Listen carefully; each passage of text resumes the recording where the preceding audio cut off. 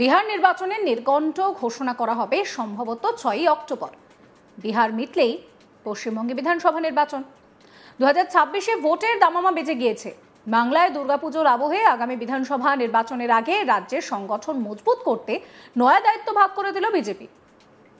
পশ্চিমবঙ্গের নির্বাচনী দায়িত্বে কেন্দ্রের পরিবেশ, বন ও জলবায়ু পরিবর্তন মন্ত্রী ভূপেন্দ্র যাদবকে করা হলো রাজ্য নির্বাচনী ইনচার্জ। তার সঙ্গে সহ ইনচার্জ হিসেবে থাকবেন ত্রিপুরার প্রাক্তন মুখ্যমন্ত্রী তথা বর্তমান সাংসদ বিপ্লব কুমার দেব। ভূপেন্দ্র যাদবকে বিজেপির ভরসাযোগ্য স্ট্র্যাটেজিস্ট হিসেবে দেখা হয়। 2020 সালে বিহার বিধানসভা ভোটে তিনি দলের নির্বাচনী দায়িত্ব সামলেছেন। সেই ভোটে বিজেপি এনডিএ জোটে একক বৃহত্তম দল হিসেবে উঠে আসে। এরপর থেকেই তাকে বিজেপির কেন্দ্রীয় নেতৃত্ব সংগঠনের ট্রাবল শুটার হিসেবে আখ্যা দিয়েছেন। রাজস্থান, গুজরাট, মহারাষ্ট্রের মতো কঠিন রাজ্যেও ভূপেন্দ্র যাদবকে পাঠানো হয়েছে। দক্ষতার সঙ্গে কাজ করে দলকে জিতিয়েছেন তিনি। সংগঠন মজবুত করা থেকে শুরু করে বুথ ভিত্তিক কৌশল প্রতিটা স্তরে তিনি নজর কাড়া কাজ করেছেন। ফলে বাংলার মতো জটিল ও প্রতিদ্বন্দ্বিতাপূর্ণ ভোটে তাকে আনা বিশেষ তাৎপর্যপূর্ণ বলে মনে করছেন রাজনৈতিক বিশেষজ্ঞরা। বিজেপির কেন্দ্র নেতৃত্বের মতে জটিল রাজনৈতিক সমীকরণ সামলাতেও এবং কঠিন মাটিতে রেজাল্ট আনতে ভূপেন্দ্র যাদবের দক্ষতার জুড়ি মেলা ভার। সহ ইনচার্জ হিসেবে থাকছেন ত্রিপুরার প্রাক্তন মুখ্যমন্ত্রী বিপ্লব কুমার দেব। 2018 সালে ত্রিপুরায় বামেদের 25 বছরের রাজত্ব ভেঙে বিজেপিকে ক্ষমতায় নিয়ে আসেন তিনি। মুখ্যমন্ত্রী হিসেবে অভিজ্ঞতার পাশাপাশি সংগঠনের খুঁটিনাটি বোঝার ক্ষেত্রে তার দক্ষতা দলের মধ্যে আলাদা করে নজর কেড়েছে। 2024 সালের আগে হরিয়ানা বিধানসভা নির্বাচনে বিজেপির ইনচার্জ ছিলেন বিপ্লব দেব। সেখানে দলের জয় নিশ্চিত করতেও তার ভূমিকা যথেষ্ট ছিল। শুধু তাই নয়, এরপর তাকে দেওয়া হয়েছিল দিল্লির সবচেয়ে হাই প্রোফাইল আসন নিউ দিল্লি লোকসভা কেন্দ্র, যেখানে বিজেপির প্রার্থী পারভেশ বর্মা লড়েছিলেন সরাসরি অরবিন্দ কেজরিওয়ালের বিরুদ্ধে। সেই আসন থেকেও বিজেপির ঐতিহাসিক জয় দলের কাছে বড় সাফল্য। আরও একটি বড় প্লাস পয়েন্ট হলো বিপ্লব দেব তিনি বাংলায় কথা বলেন। ফলে তার রাজনৈতিক কৌশল এবং নেতৃত্বের দক্ষতাকে এবার বিজেপি যে কাজে লাগাতে চাইছে, তাও আবার পশ্চিমবঙ্গের মতন জায়গায়, তা এক প্রকার পরিষ্কার। 2021 সালের বিধানসভা নির্বাচনে তৃণমূল কংগ্রেস বাংলায় দাপট দেখালেও বিজেপি 77টি আসন পেয়ে প্রধান বিরোধী শক্তি হয়ে ওঠে। এবার 2026 সালের ভোটকে সামনে রেখে বিজেপি আরও শক্তভাবে সংগঠন মজবুত করতে চাইছে। ভূপেন্দ্র যাদব ও বিপ্লব দেবের মতো এই দুই এক্সপার্ট নেতাকে একসঙ্গে আনার পরিকল্পনা তারই একটা অঙ্গ বলে মনে করা হচ্ছে।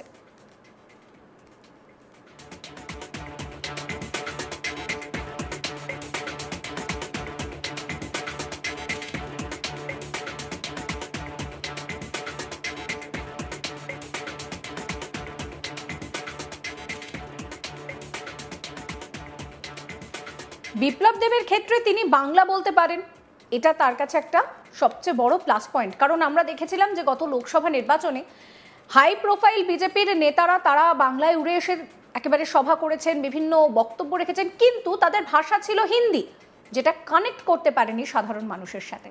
সেক্ষেত্রে দাঁড়িয়ে বিপ্লব দেবের এই ভাষাগত একটা যে সুবিধা রয়েছে সেটা বিজেপিকে কতটা এক্সট্রা অক্সিজেন দেয় সেটা এখন দেখার। এই নিয়ে আমার কলিগ সুজয় ঘোষ একটি রিপোর্ট দিয়েছেন, সেই রিপোর্ট রইল আপনাদের জন্য। 2026-এর বিধানসভা নির্বাচনের নির্বাচন কমিটির বিশেষ দায়িত্ব বিজেপির কেন্দ্রীয় নেতৃত্ব দিল্লি থেকে আনুষ্ঠানিকভাবে ঘোষণা করলেন।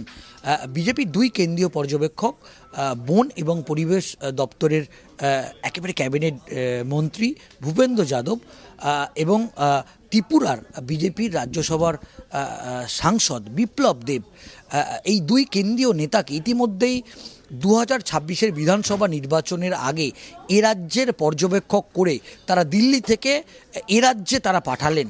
যে ভূপেন্দ্র যাদব তিনি কেন্দ্রীয় স্বরাষ্ট্রমন্ত্রী অমিত শাহের অত্যন্ত ঘনিষ্ঠ বলেই আমরা জানতে পাচ্ছি। অন্যদিকে বিপ্লব দেব তিনি ত্রিপুরার মুখ্যমন্ত্রী ছিলেন এবং সম্প্রতিকালে যদি দেখি হরিয়ানা, দিল্লি এবং উড়িষ্যার নির্বাচনের তিনটি রাজ্যে নির্বাচনের দায়িত্বে ছিলেন এবং তিনটি রাজ্যেতেই বলা যেতে পারে তিনি ভালো ফলাফল হয়েছে এই তিন রাজ্যেই।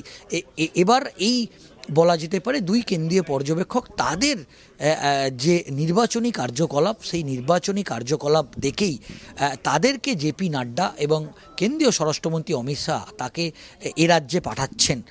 এটাও জানা যাচ্ছে যে এ রাজ্যের দুই কেন্দ্রীয় পর্যবেক্ষক সুনীল বানসাল, মঙ্গল পাণ্ডে, তারা যেরকম থাকবেন এবং কেন্দ্রীয় নির্বাচন সংক্রান্ত যে কোনো বিষয়, প্রার্থী তালিকা হোক বা নির্বাচনী প্রচার, এই দুই কেন্দ্রীয় নেতা তারা কিন্তু এই দায়িত্ব সামলাবেন।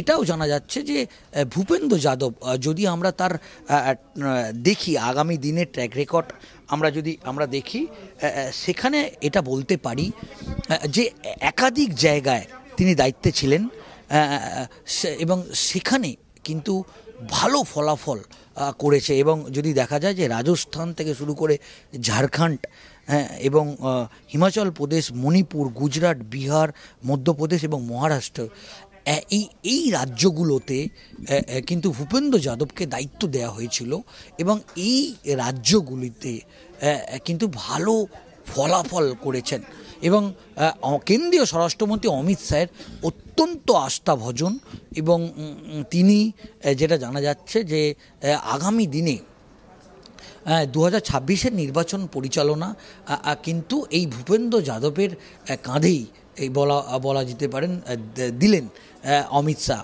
অন্যদিকে যেটা জানা যাচ্ছে যে ইতিমধ্যে এই দুই কেন্দ্রীয় নেতা তারা ইতিমধ্যেই সোশ্যাল মিডিয়ায় তারা বলা যেতে পারে আনুষ্ঠানিকভাবে এই দায়িত্বের কথা স্বীকার করেছেন। অন্যদিকে ইতিমধ্যেই বলা যেতে পারে একটা বিজ্ঞপ্তি, যে বিজ্ঞপ্তি জারি করা হয়েছে বিজেপির কেন্দ্রীয় নেতৃত্বের তরফ থেকে এবং সেই কেন্দ্রীয় নেতৃত্বের তরফ থেকে যেটা জানানো হয়েছে যে এই দুই কেন্দ্রীয় নেতা আগামী দিনে এ রাজ্যের দায়িত্ব সামলাবেন। অনেক বিষয় যদি আমরা দেখি যে সেক্ষেত্রে বলা যেতে পারে কেন্দ্রীয় নেতৃত্ব তাদের যেটা বক্তব্য, ভূপেন্দ্র যাদব তিনি অত্যন্ত এক্সপিরিয়েন্স একজন নেতা এবং এই এক্সপিরিয়েন্স নেতা যিনি একাধিক রাজ্যে কাজ করেছেন। রাজস্থানে তিনি কাজ করেছেন, মহারাষ্ট্রে তিনি কাজ করেছেন, মধ্যপ্রদেশে কাজ করেছেন এবং এই রাজ্যেতে দেখা যাচ্ছে যে বিধানসভা নির্বাচন বা লোকসভা নির্বাচন সেখানে অত্যন্ত গুরুত্বপূর্ণ ভূমিকা পালন করেছেন এবং এটাও যেটা সূত্র মারফত জানা যাচ্ছে আরএসএসের তরফ থেকে যে এই ভূপেন্দ্র যাদব যার নির্বাচন সংক্রান্ত যে এক্সপিরিয়েন্স, সেই এক্সপিরিয়েন্স অত্যন্ত ভালো এবং এই দুই নেতার নেতৃত্বেই কিন্তু 2026-এর বিধানসভা নির্বাচনে লড়াই করবে বঙ্গ বিজেপি। আপনাদের মতামত জানাবেন। সমস্ত খবরের আপডেটের জন্য চ্যানেলটিকে সাবস্ক্রাইব করবেন, নোটিফিকেশন পেতে বেল আইকনে ক্লিক করবেন, ফলো করতে ভুলবেন না আজ তাক বাংলার হোয়াটসঅ্যাপ চ্যানেলও।